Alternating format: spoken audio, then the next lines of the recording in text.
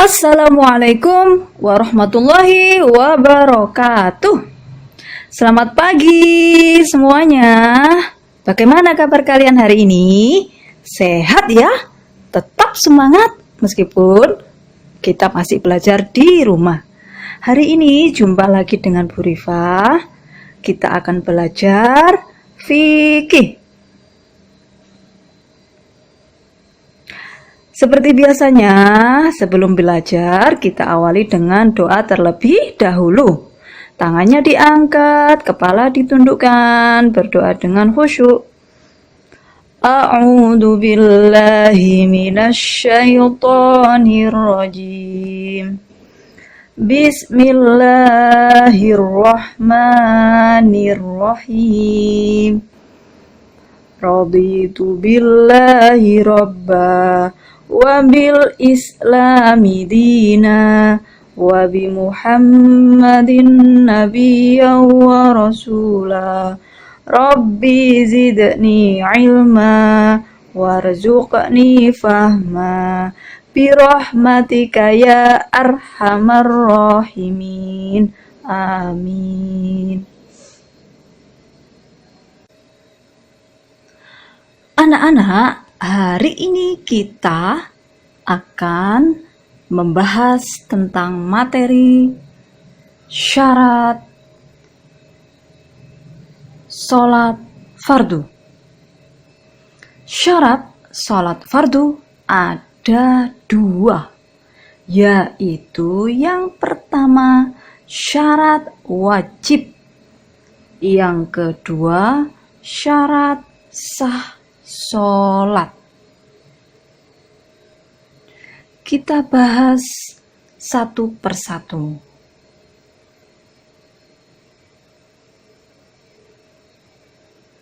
Yang pertama, kita bahas syarat wajib sholat.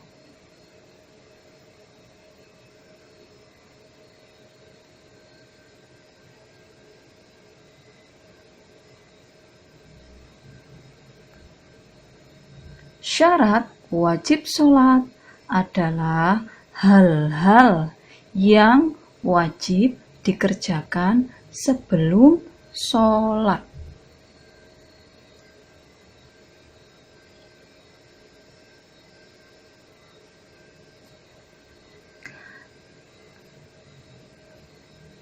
Syarat wajib sholat ada 3. Yang pertama, beragama Islam. Yang kedua, telah dewasa. Dan yang ketiga, berakal sehat.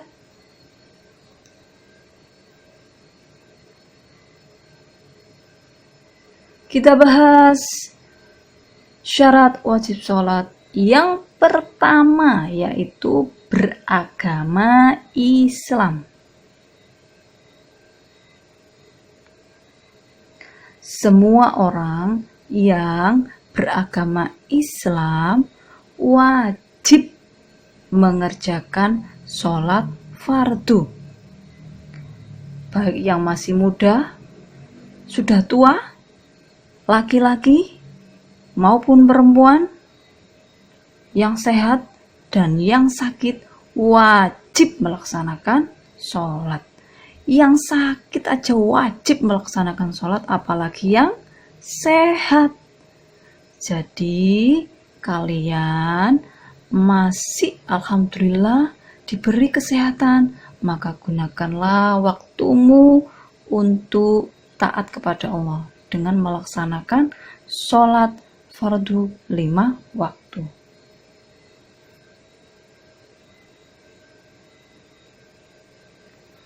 Selanjutnya, syarat wajib sholat yang kedua, telah dewasa.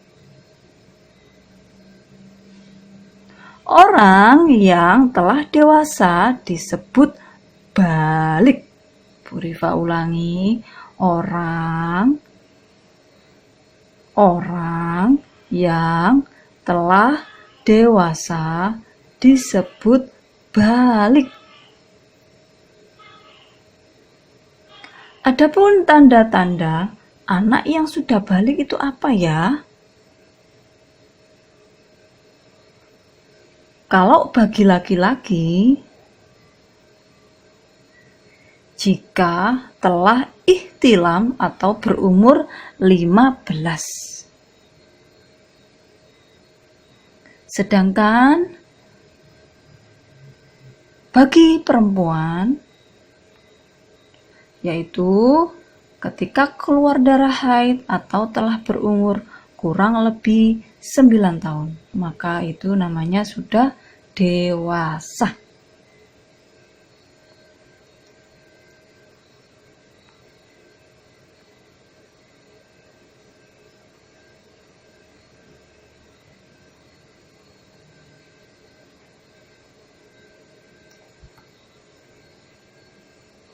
Nah, anak kecil kan gak wajib melaksanakan sholat fardu Bu Rifa. Gak boleh seperti itu ya. Meskipun kamu masih kecil, harus belajar sholat, membiasakan diri sholat. Orang tua pun harus mengajak putra-putrinya sholat, karena itu adalah perintah Rasulullah Shallallahu Alaihi Wasallam. Bu Rifa ulangi ya, meskipun kamu belum dewasa, masih kecil, harus belajar tentang tata cara sholat dan membiasakan diri untuk sholat. Kalau kamu taat kepada Allah, insya Allah kamu akan selamat di dunia maupun di akhirat. Kenapa? Karena sholat itu adalah amal yang pertama kali dihisab ketika hari pembalasan, ketika hari kiamat. Sholatmu bagaimana? Nanti ditanyain di hari pembalasan. Rajin ke masjid untuk melaksanakan sholat fardu berjamaah bersama keluarga juga ya, membiasakan diri ke masjid ya.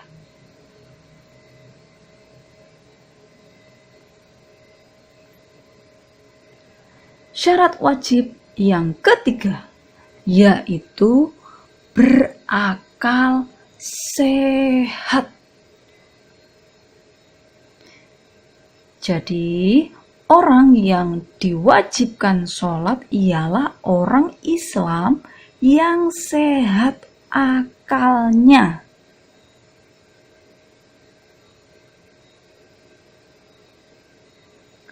Orang gila tidak diwajibkan melaksanakan sholat. Orang gila ini akalnya tidak sehat, ya. Orang yang sedang mabuk, nah ini juga tidak diwajibkan sholat.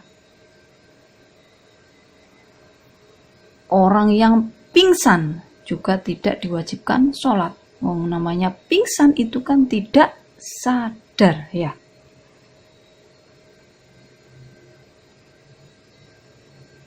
Selanjutnya kita bahas yang kedua, syarat sah sholat.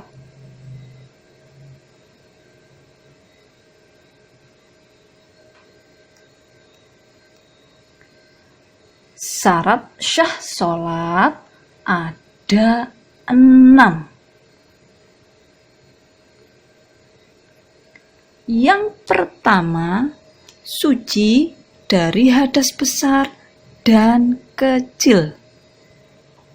Misalkan ketika kamu buang air atau buang angin, berarti kamu itu namanya berhadas. Jadi kamu harus berwudu terlebih dahulu bila hendak melaksanakan sholat. Yang kedua, suci badan, pakaian, dan tempat dari najis. Badanmu pakaianmu dan tempatmu yang buat kamu sholat itu harus bebas dari najis apapun. Harus bersih dan suci.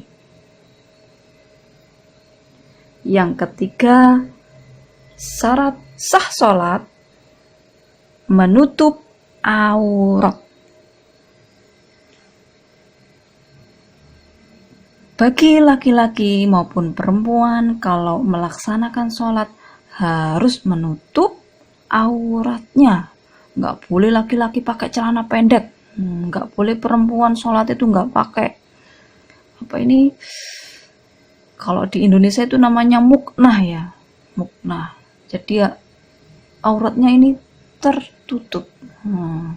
Harus menutup aurat ya ketika sholat.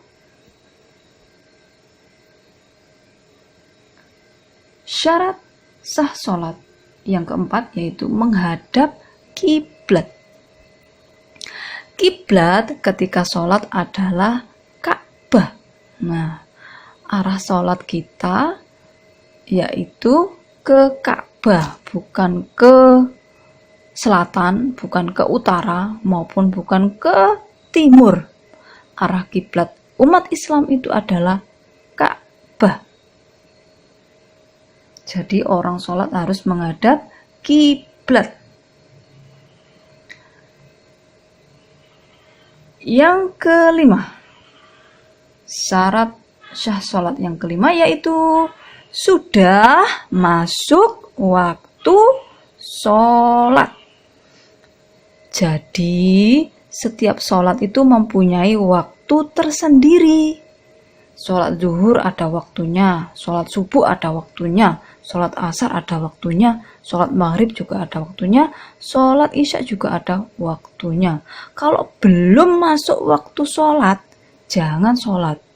Ya, tandanya waktu sholat itu sudah tiba, berarti itu kamu mendengar suara azan. Nah, itu berarti sudah waktunya sholat. Nah, itu boleh melaksanakan sholat, nggak boleh ngawur ya. Tiba-tiba kamu sholat gitu, nggak boleh. Harus tahu masuk waktu sholat. Syarat sah sholat yang keenam yaitu sudah mengetahui tata cara sholat.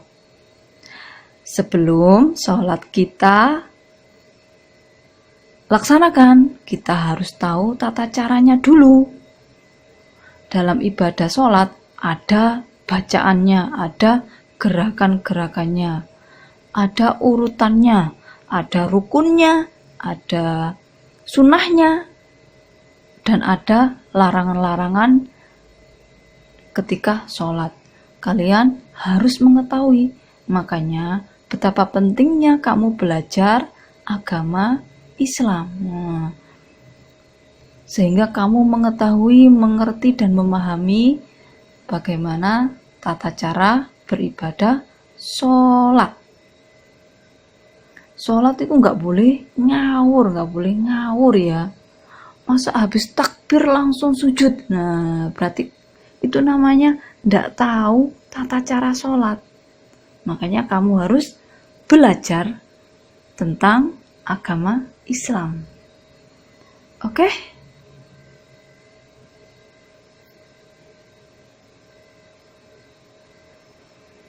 Nah, kesimpulan dari penjelasan Bu Rifa tadi yaitu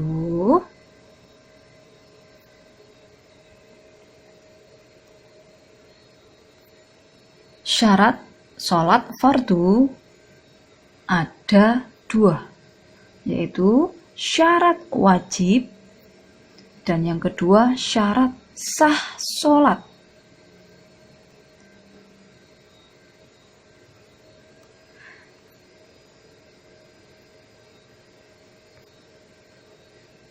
Syarat wajib sholat ada 3. Yang pertama beragama Islam, yang kedua telah dewasa, yang ketiga berakal sehat,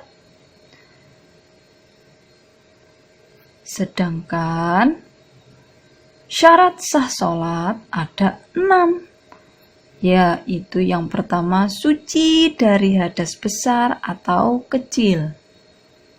Yang kedua, suci badan, pakaian, dan tempat sholat dari najis. Yang ketiga, menutup aurat. Yang keempat, menghadap kiblat. Yang kelima, sudah masuk waktu sholat. Dan yang keenam, sudah mengetahui tata cara sholat. Semoga apa yang Bu Rifa sampaikan bermanfaat, agar kalian wawasannya, ilmunya bertambah. Sering-sering baca buku agama ya, buku agama Islam sering dibaca. Ilmumu bertambah, wawasanmu juga bertambah.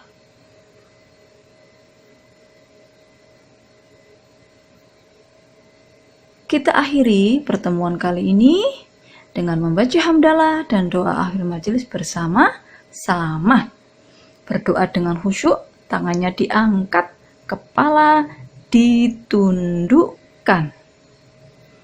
Alhamdulillahi Rabbil Alamin.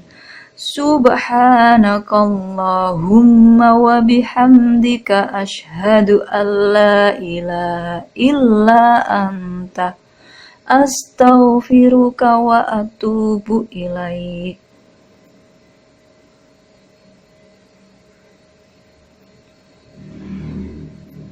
Wassalamualaikum warahmatullahi wabarakatuh. Sampai jumpa.